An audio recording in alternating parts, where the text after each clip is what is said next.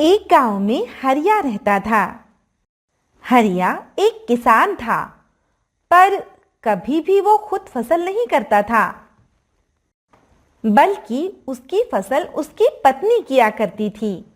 वो आराम से लेटकर खाया करता था, जिस वजह से उसकी पत्नी सीमा बहुत ज्यादा परेशान रहती थी। अरे, कभी तो खेत पर चले जाया करो। सभी लोग हंसी उड़ाते हैं। सभी कहते हैं कि तेरा पति आलसी है। उन्हें कहने दो। उनके कहने से मैं आलसी नहीं हो जाऊंगा। हाँ, मुझे पता है, क्योंकि आप पहले से ही आलसी हैं, तो कहने से क्या होगा। चलिए, खेतों पर अब हमारी फसल पकने गई है। मुझे नहीं जाना, तुम ही चली जाओ। मुझे तो सोना है। दिन भर सोते ही रहते हो। कभी कुछ काम भी कर लिया करो, इस तरह तो शरीर खराब हो जाएगा। तुम मेरी चिंता मत करो, तुम अपना ध्यान रखो। तुम काम करोगे तो तुम्हारा शरीर सही बना रहेगा। ये सुनकर सीमा को बहुत गुस्सा आता है और वो अकेले ही खेतों पर चली जाती है। खेतों पर आने के बाद उसने फसल देखी और लोगों की मदद से अपनी पकी हुई फसल को कटवा लिया। इसके बाद उसने उस फसल को बाजार में अच्छे दामों पर बेच दिया। धीरे धीरे समय गुजर रहा था और एक दिन की बात है, उस गांव में एक चतुर जादूगर आता है। जादूगर को देखकर सभी लोग उसका जादू देखने के लिए पहुंच जाते हैं। वो जादूगर बहुत ही अच्छा जादू करता था। जादूगर के साथ वो बहुत ही चतुर था। जब उसे हरिया के बारे में पता लगा, तो उसने अपने मन में कुछ सोचा। इसे तो आसानी से चूना लगाया जा सकता है, तो क्यों ना मैं इसे अपने जाल में फंसाऊं। और ये सोचकर जब सीमा घर पर नहीं थी, तब वो जादूगर उसके घर पर आया और हरिया से कहा, अरे हरिया, क्या तुम दिन भर चारपाई पर लेटे रहते हो। अपना नाम सुनकर हरिया बहुत हैरान हुआ और उस जादूगर से कहा, तुम कौन हो भाई, और मेरा नाम कैसे जानते हो। अरे, मैं बहुत बड़ा जादूगर हूं। मैं हर किसी की कुंडली के बारे में जानता हूं और ये भी जानता हूं कि तुम कुछ ही देर में बहुत ज्यादा पैसे वाले हो जाओगे। वो कैसे? मैं कुछ समझा नहीं। अरे, मैं बहुत बड़ा जादूगर हूं। मैं अपने जादू से किसी को भी अमीर बना सकता हूं। क्या तुम्हें अमीर बनना है? हाँ हाँ, क्यों नहीं, बना दो मुझे अमीर। वैसे भी मेरी पत्नी हमेशा मेरे ऊपर चिल्लाती ही रहती है। ठीक है, तो तुम्हारे घर का जितना भी पैसा है वो ले आओ।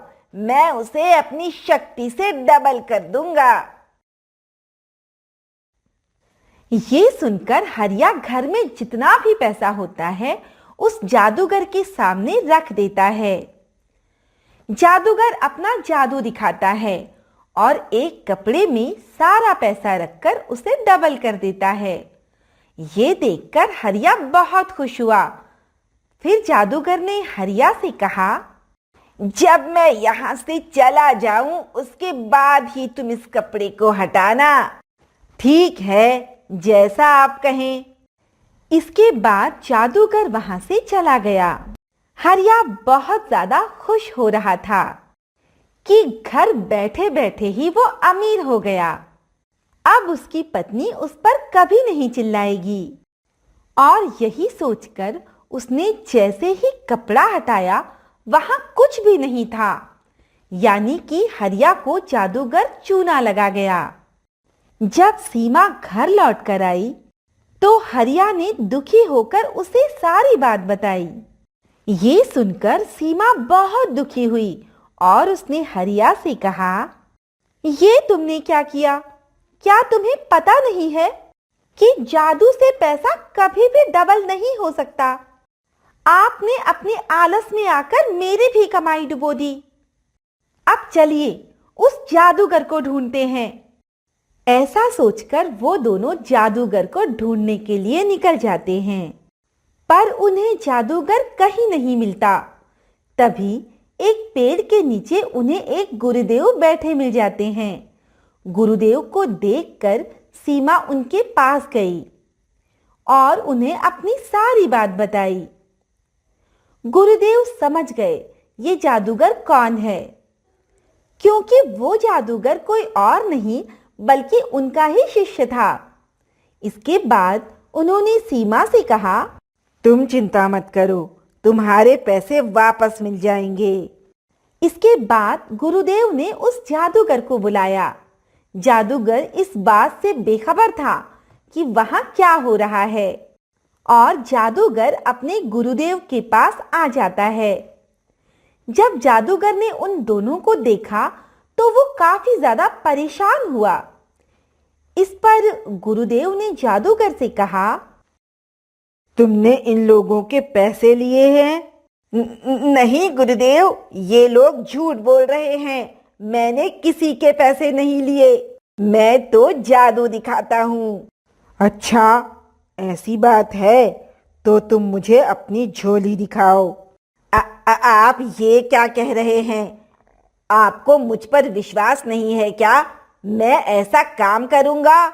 मुझे तुम पर पूरा विश्वास है, पर तुम्हें मुझे अपनी झोली दिखाने में क्या आपत्ति है? ये सुनकर जादूगर बहुत ज्यादा शर्मिंदा होता है और अपने गुरुदेव से कहता है, मुझे माफ कर दीजिए गुरुदेव, मैं लालच में आ गया था, इसीलिए मैंने इन्हें चूना लगाया। मैं इनके घर से 1 लाख रुपया लाया हूँ। ये सुनकर गुरुदेव को बहुत गुस्सा आता है। इसके बाद जादूगर सारे पैसे निकाल देता है और उन लोगों से माफी मांगता है। इस पर गुरुदेव ने जादूगर से कहा, मैंने तुम्हें ये विद्या इसलिए सिखाई थी कि तुम लोगों का मनोरंजन कर सको, पर तुम तो उसका दुरुपयोग कर रहे हो। मैं तुम्हें श्राप देता हूँ कि आज के बाद तुम अपने जादू का कभी भी उपयोग नहीं कर पाओगे। ये सुनकर जादूगर बहुत ज्यादा दुखी हो जाता है और उनसे माफी मांगने लगता है, पर गुरुदेव उन्हें माफ नहीं करते।